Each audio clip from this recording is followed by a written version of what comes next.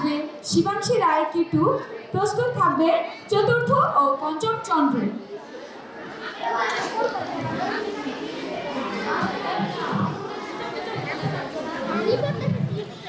প্রশ্ন, রবীন্দ্রনাথ ঠাকুর। মা গো আমার ছুটি দিতে বল, সকাল থেকে পড়েছি যে মেলা, এখন আমি তোমার ঘরে বসে করব শুধু পড়া খেলা। তুমি বলছো দুপুর এখন সবে, না হয় যেন সত্যি হলো তাই। একদিনও কি দুপুর বেলা হলে বিকেল হলো মনে করতে নাই।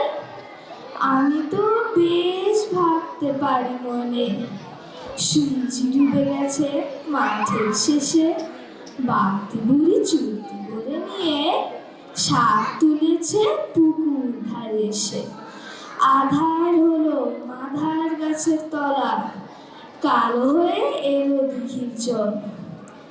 হাটের থেকে সবাই এলো ফিরে, মাঠের থেকে এলো চাষির দল।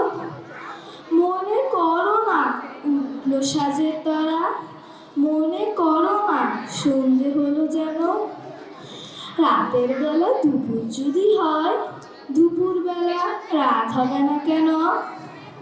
সবাইকে ধন্যবাদ।